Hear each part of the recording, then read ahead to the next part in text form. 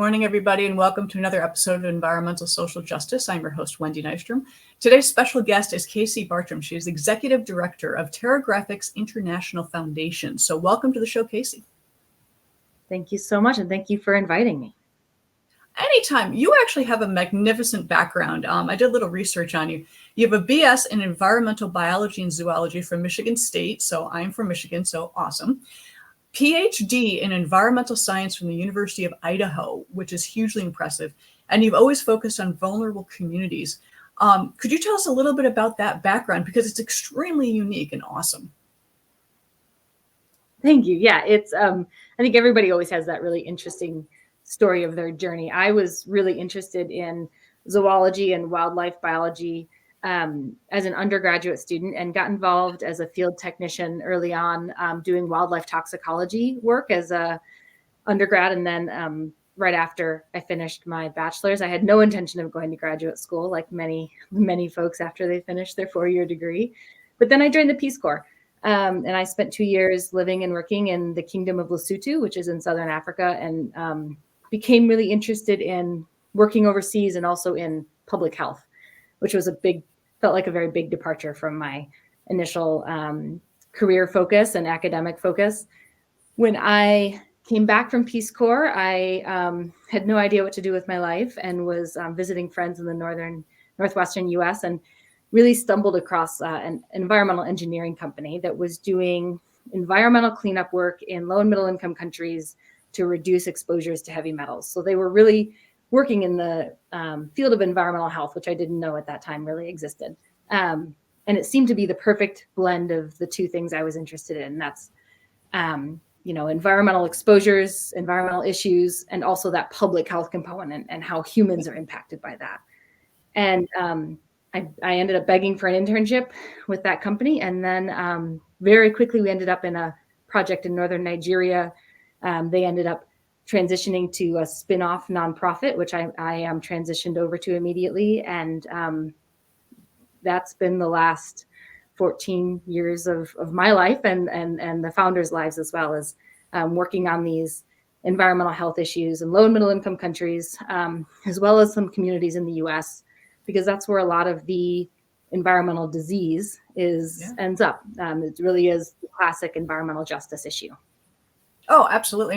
And most people don't, as you said, you didn't even know industries about environmental justice, environmental health existed. Some people still don't. They don't realize that it's an issue because it's out of sight, out of mind. And, in the research I did on your background, when you were in Nigeria, you were looking at one of the worst outbreaks of childhood lead poisoning, which I don't think people would really think about because, again, it's not in their country. It's not in their, it doesn't make the news. Yeah, absolutely. And we still do have pockets of lead poisoning here in the US. The issue in Flint, Michigan, that terrible travesty that happened, really raised the level of awareness that there are still populations in the US where injustices are mean that there's populations that have elevated levels of lead exposure, which will impact a human throughout their life once they have that childhood exposure. But the exposures that we see in other parts of the world really dwarf what is happening in places like Flint here in the US. And so to have a site like Nigeria where 400 kids died of lead poisoning it was unthinkable at that time. In fact, when it was first identified as lead being the cause, nobody really believed it. Samples had to be sent back in to confirm that was really what was happening, because it was so unthinkable that there would be such high exposures that would result in morbidity and mortality. And that's pretty much what led the founders of your industry, the TerraGraphics International Foundation. They saw this issue primarily around mining and decided to work in this. So could you please tell us, TIFO is the acronym for TerraGraphics International Foundation, long word. Tell us about the founders and how they get this started and where you guys are now, because it's pretty remarkable the work that you guys are doing. Thanks. The founders of TIFO, TerraGraphics International Foundation, had worked for 30 plus years at mining and recycling sites in the US, looking at how those sites impacted community health and cleaning them up. Ran an engineering company that did that. for more than 3 decades at that time. But what they were seeing was this alarming trend that more and more hazardous industries were following the path of least resistance. They were leaving countries, high-income countries like the US, that had increasingly stringent environmental and public health regulations, and following that path of least resistance to countries that either didn't have those regulations or didn't have the resources to enforce them adequately. And it was this idea that if we could take lessons learned from working at these sites in the US and support governments in other countries to address these issues, that would be kind of following that same path. And in doing that, we really needed to do it as a different organization, as a nonprofit. One of the reasons is that we work with quite a bit Doctors Without Borders. So we're in our 4th project with MSF, Médecins Sans Frontières, right now. And in order to do that, the for-profit model just doesn't work. There's not a lot of funding available, a lot of profit to be made in doing this work overseas. And so the nonprofit model is really the only way we found to effectively move forward. So we work mostly, as you said, in mining communities. We also work in a lot of recycling communities. A lot of our metals today come from recycling, especially lead, but there's certainly other ones as well. We've worked in tannery districts of Dhaka, in the 𝐓𝐞𝐫𝐫𝐚G𝐫𝐚 region of Uzbekistan. It's really wherever there's a need and a request for us to get involved. We are an invitation-only organization. We do not that's cool. Invite ourselves. We do not I'm trying to think of the word. Anyway, we do not impose our priorities on the communities that we work with. So we really want to make sure that the desire is there for some outside assistance and support, as well as, of course, the need, which there is plenty. Definitely. I mean, most people don't realize, the mining industry is pretty dirty. People might not know the term acid mine drainage. So when they are extracting certain metals out, there's certain acids used to extract that metal from the rock matrix. But also recycling facilities. When I was in the field as a geologist, I went to one of these recycling facilities and saw all the cutting oils that are used when you do the metal recycling. And that's actually also toxic. So you're adding toxic metals and toxic materials, and it leaches into the ground, which will eventually get into the water. And then, when you talk about tanneries, man, I did not know how bad tanneries were until I was a field geologist. And I went to one in northern Massachusetts that had been in operation since 1700 or something crazy like that. There's a lot of chemicals used in the tanning process. So what we don't realize is this just gets dumped into waterways, because back then the solution to pollution was dilution, which clearly does not work. And you guys are going in and you're fixing that. And and I love the fact you're nonprofit. I mean, it's awful to think that there's no money in it and it's not for profit, but you are doing good work by making this happen and fixing these environments, because there is long-term health effects that happens with this constant exposure. There absolutely are. And there's 2 points that I would just tack onto that. One, and I was just having a conversation earlier about this, is in addition to the waterborne exposures, this is a very nerdy scientist thing, but we are at heart a group of nerdy scientists in TIFO. The soil contamination often drives a lot of the risk that we see in these sites.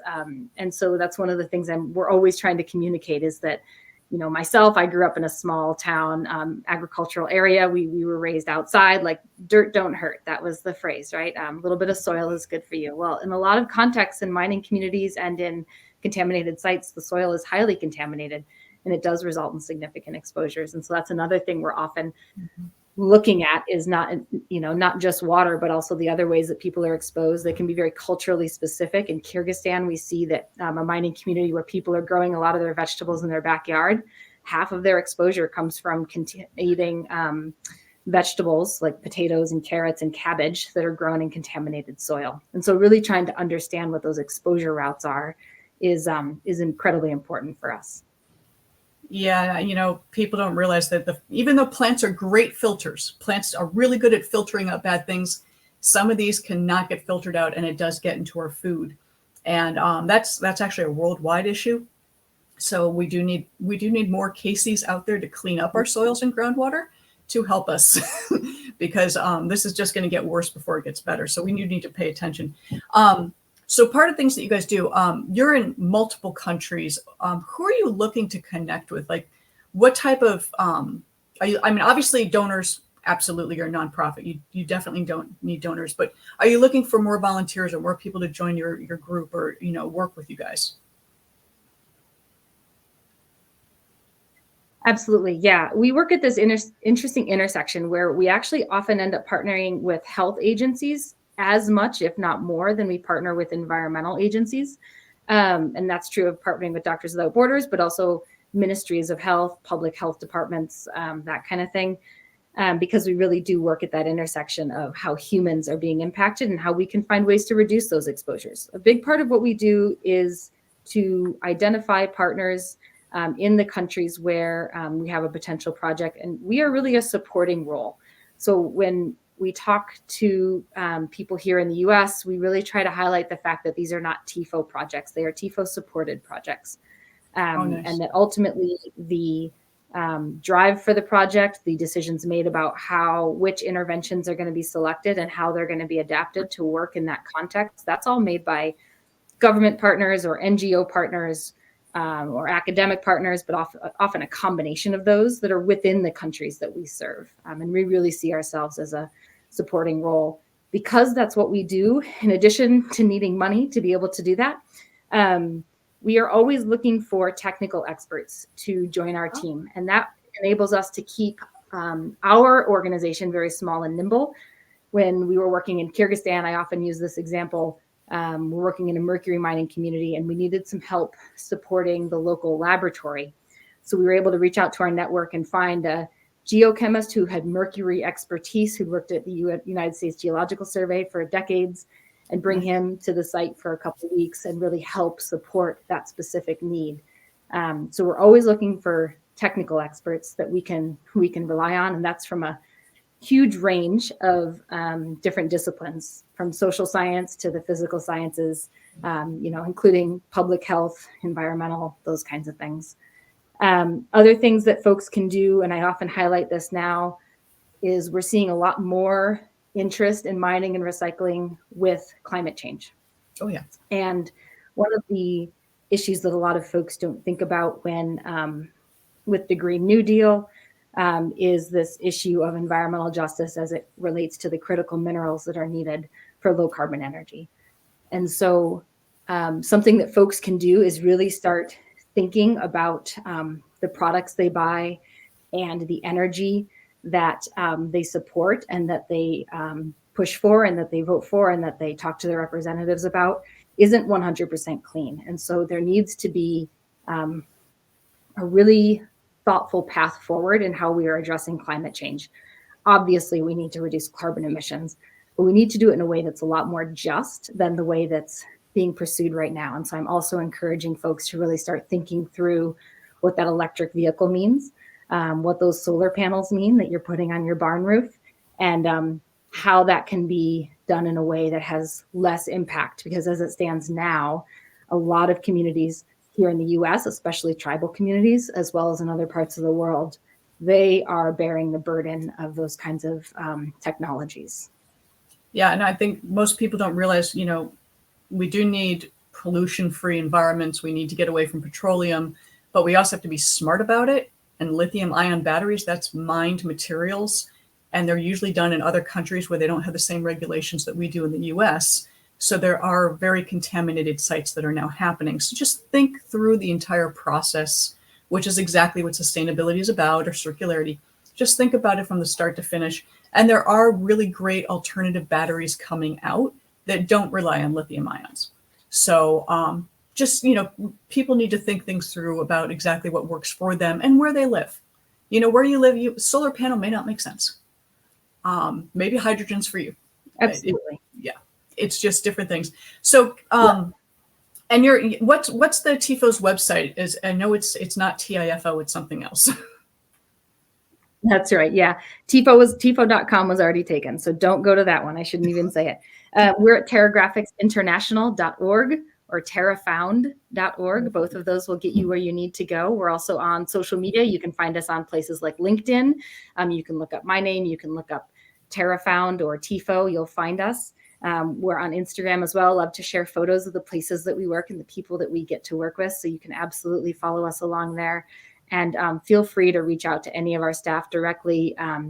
If you are interested in learning more about our projects, which range from the Duck Valley Indian Reservation in the US to the Aral Sea in Uzbekistan, and down to countries in Peru, in South Africa, Southern Africa, and Southern America. So any of those places, we would love to have experts join us and get involved in those projects. And the best part, and hopefully you're aware of this, Casey, you guys are going to be coming back and talking about some of these projects, because today's call was just about the outline of everything you do, because you guys do so much, that the whole point is we're going to bring you guys back and talk about these specific projects, because you do a very wide range of environmental justice efforts and environmental health. So guys, don't worry, we're going to do a lot more of these. Thanks. Yeah, and we would love to hear from folks on which projects they'd like to know more about. So dig around a little on our website, and yeah, we can do some more sharing for sure. Oh, absolutely. And comment when I post on this, to tell me more about, South America, South Africa, Indian reservation. I think a lot of people don't really pay attention to the Native American reservations out there. Not all of them have energy, not all of them access to electricity. So we do need to fix things and make things better.